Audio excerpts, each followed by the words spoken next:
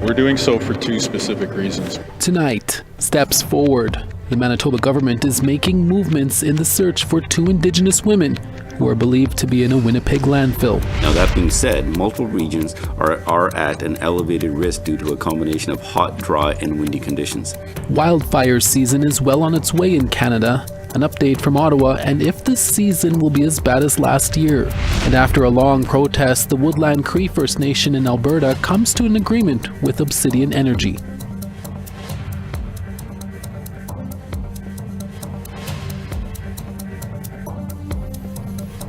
Good evening, I'm Chris Nachkate. Welcome to APTN National News. The government of Manitoba will begin searching the Prairie Green landfill located a few miles north of Winnipeg, where it's believed the remains of at least two Indigenous women are buried. Premier Wab Kinew made the announcement yesterday after a meeting with the family members. This decision follows on the heels of the Jeremy Skibitsky trial, the man who admitted to killing the women. Sav Jonza has more on the announcement. Plans to search the Prairie Green landfill began several months ago, says Manitoba Premier Wab Kinew. Yesterday, his government approved a special environmental license to get things going. Kinew says the search will be conducted in a different way than what was proposed in previously released feasibility studies. We're doing so for two specific reasons. One is that we've made a significant advancement in terms of identifying where we believe the remains are within the site. And the second is that we have found what we believe to be a better approach to searching the landfill material. Kinew says the trial of Jeremy Skibitsky provided a clearer picture of where the remains are likely to be. And they are actually closer to the middle of these cells rather than closer to the surface. Kinew says they will need to excavate the top layers to get to material dumped on May 16th, 2022, when they believe the remains were deposited. This will now be done manually rather than through a conveyor belt system as originally proposed. The reasons why we're proceeding with this manual search is that after having our team and our experts look into this, we've concluded that this is going to allow us to move forward in a much more robust fashion with a more thorough search with less downtime. If we use a conveyor belt system, if the belt breaks, the whole search comes to a stop. And we're trying to avoid that. The families have been forced to wait long enough. Landfill searchers will be hired throughout the summer and receive extensive training. He says no new funding will be provided on top of the combined $40 million the provincial and federal governments has promised, but he says it will be enough. He says the search could realistically continue into 2026. Kinew wouldn't provide comment on if the Brady Road landfill will also be searched. Sav Jonza, APTN National News, Winnipeg. The Federal Minister of Crown Indigenous Relations is pleased to see the landfill search moving ahead. Gary Anandasangari put out a tweet Tuesday night saying, "Permits are in place. We are going to keep pursuing justice and healing with the families, communities, and Manitoba. The landfill will be searched."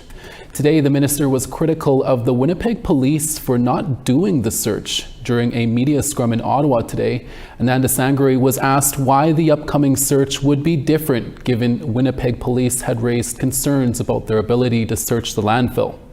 I want to just contrast with what's happening in Saskatchewan right now, right? So there is a search that's being undertaken by the police, and it is important that police discharge their duties in a manner that is, that they're charged with.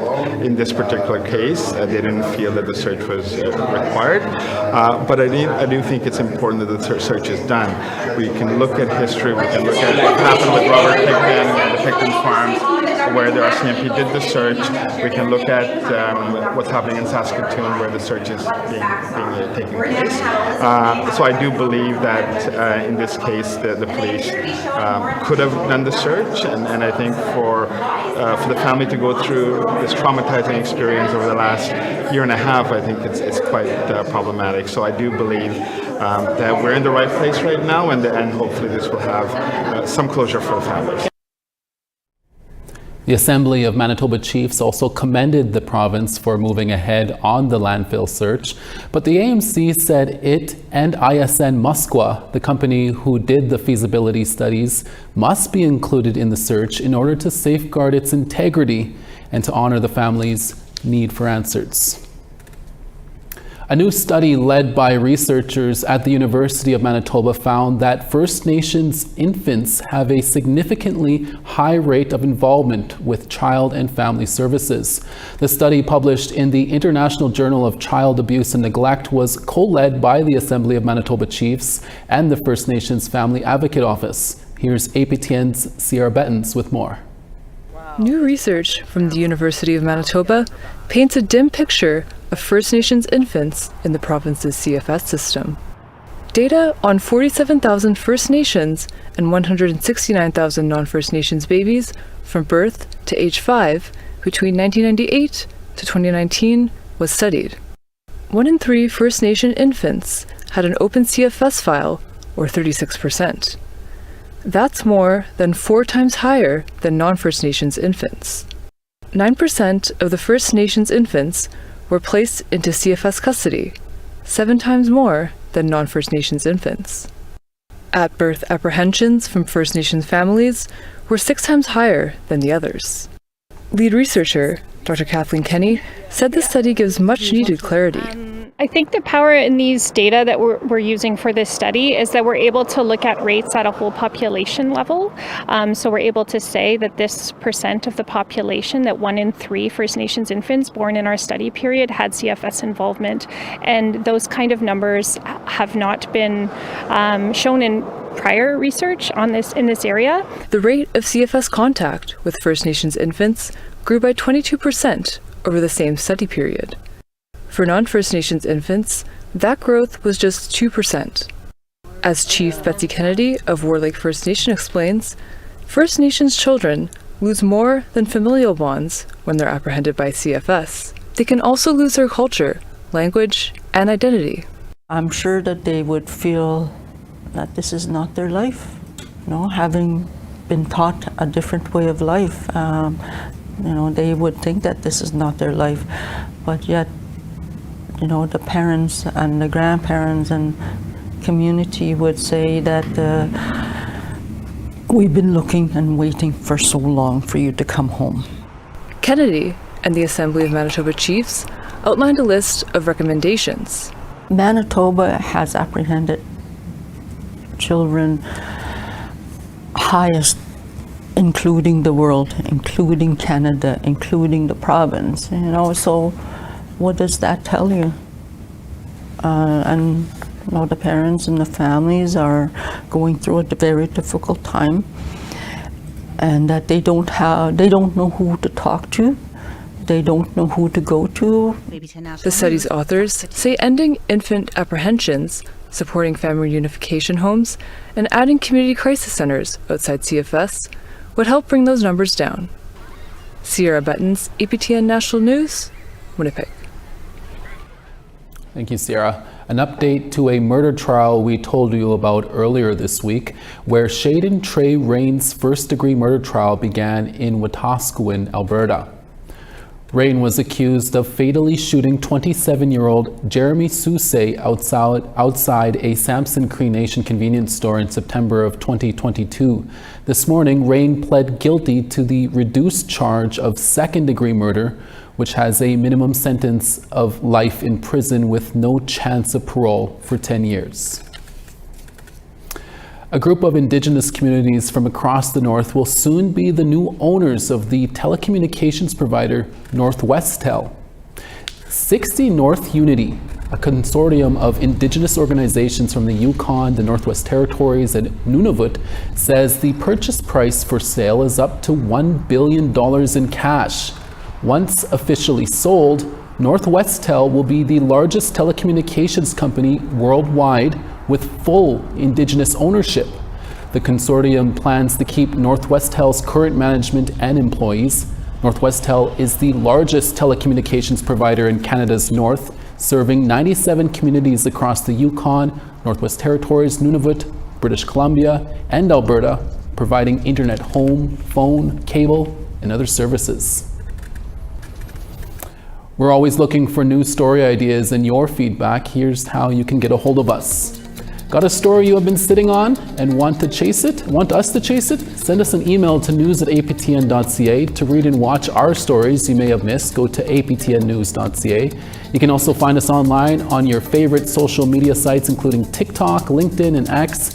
And you can also watch this newscast for free on your phone on YouTube. Follow us at APTN News to join the conversation and see our latest stories.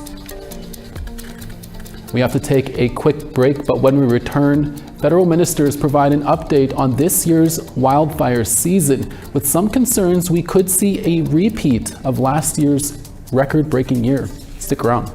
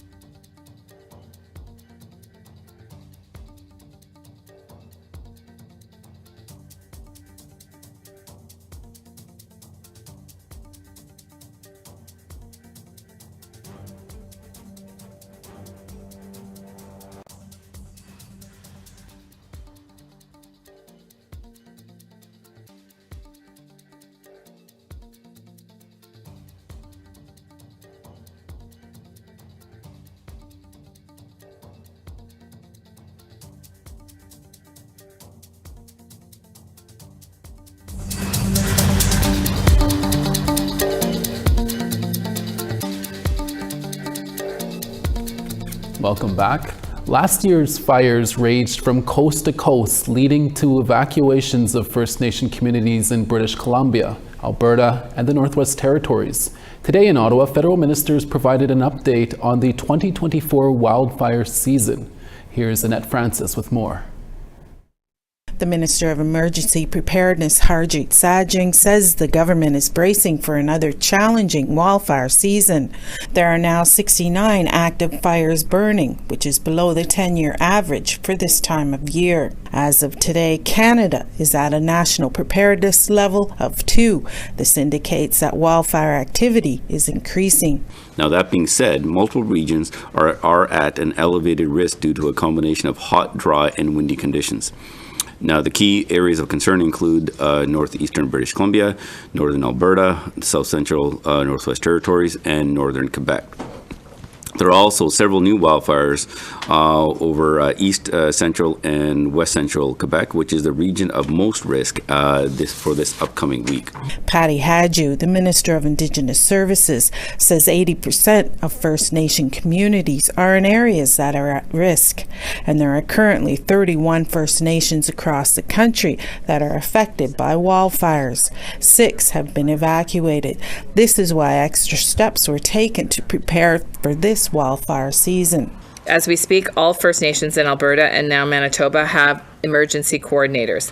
And this is part of the plan to transition to the self-determined approach, because First Nations have always known what best they need. For example, in Saskatchewan Meadow Lake Tribal Council, they have received preparedness and mitigation funding following severe wildfires, and this is enabling community members to better prepare for evacuations and to reduce their dependence on outside organizations. According to the Minister of Energy and Natural Resources, Jonathan Wilkinson, forecasts indicate that the summer months will be warmer. That is why the federal government has made long-term investments, including $250 million to support and deliver life-saving equipment and personnel for the 2024 season. We also announced $28 million to fund the training of additional firefighters and are on track to train 1,000 additional firefighters by the end of this year, which is 3 years ahead of schedule.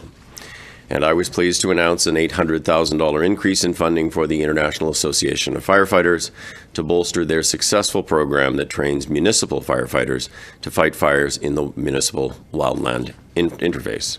Wilkinson said the provinces and federal government are working together to prepare for the coming months. Annette Francis, APTN National News, Ottawa. After months of failed negotiations that resulted in a blockade on an oil lease road and a court injunction, the Woodland Cree First Nation and the Calgary-based company Obsidian Energy have come to an agreement.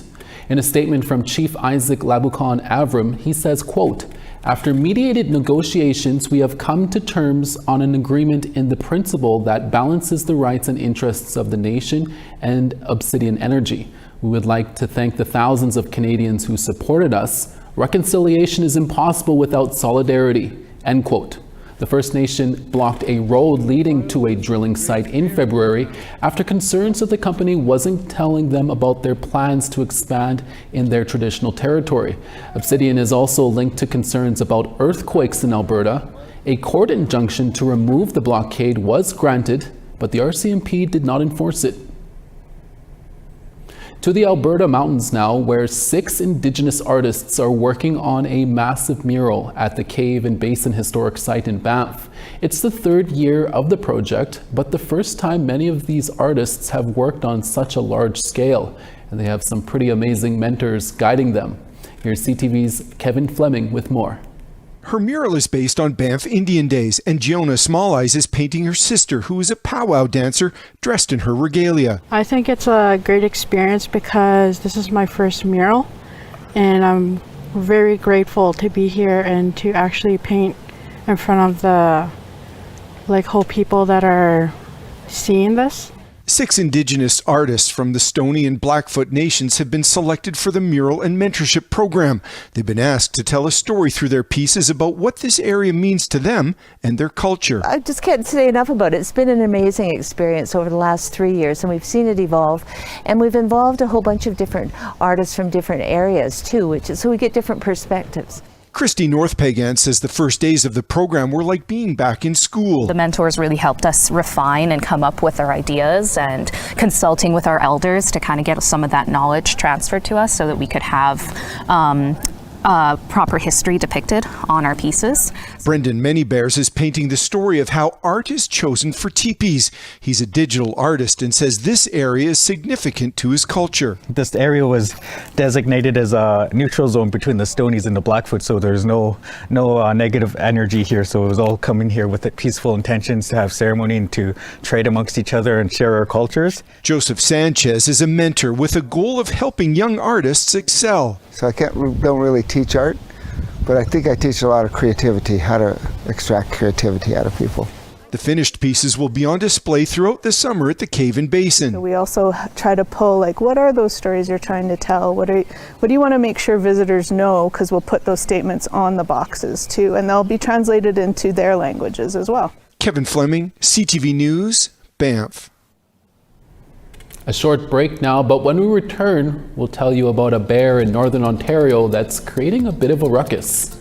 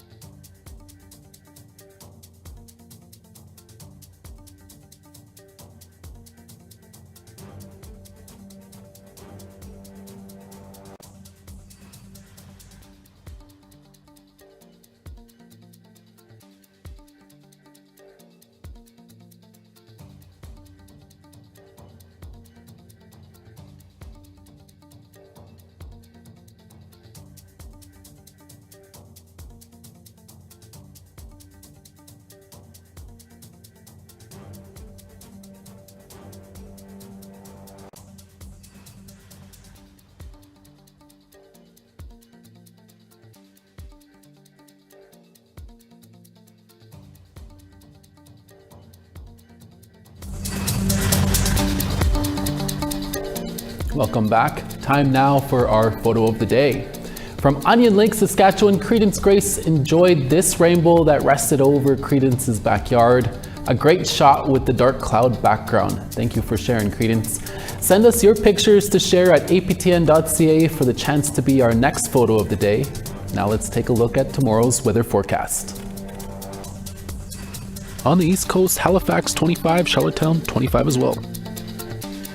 Nuujauak 10 with rain, La Grande River 17 with rain. St. Jovie 22 with rain, Saguenay 24 with rain as well. Sarnia 30 with rain, Peterborough 25, rain there. Timmins 19, Thunder Bay 20. Puckatawagan 19 in rain, Thompson 16. Winnipeg 20, Barons River 19 with rain.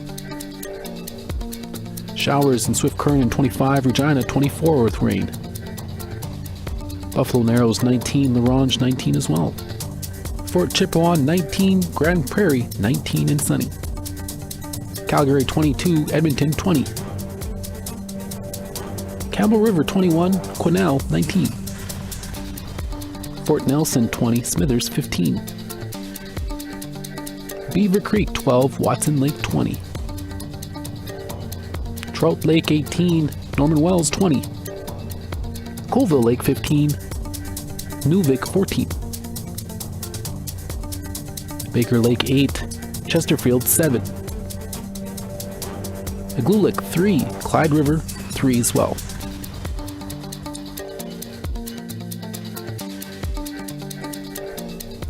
Well, it's being called a historic discovery off Canada's east coast.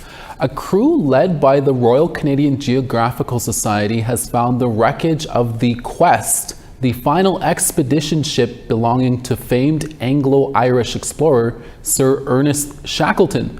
Sonar scans located the wreck on Sunday, sitting on the seafloor 350 meters down and about 80 kilometers off of Black Tickle, Labrador. This is a very important vessel.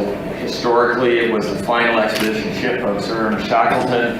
As many of you know, he died on this ship on his final expedition, the Shackleton Rowan expedition, which set out to initially explore Canada. The interesting point about this is that Shackleton purchased Quest to lead a Canadian Arctic expedition. In Northern Ontario, an unbearable bear has become a repeat offender in car break-ins. This is what was left of a resident's vehicle.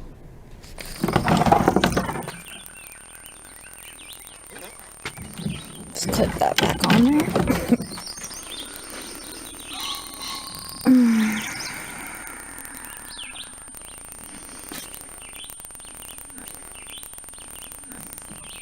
Nice. Nothing a little duct tape won't fix. Imagine what she told her insurance provider after, eh? A North Ontario resident was not surprised to find a bear dozing off inside of her car in the middle of the night. In fact, the same bear had broken her car window last year. This time, she suspects the bear opened the door handle using its mouth and ended up stuck inside when the door was closed. The uninvited guest eventually left when her husband opened the door, but not without obliterating the interior and leaving a pile of fresh bear droppings. Ew. We hate to be the bearer of bad news for that one.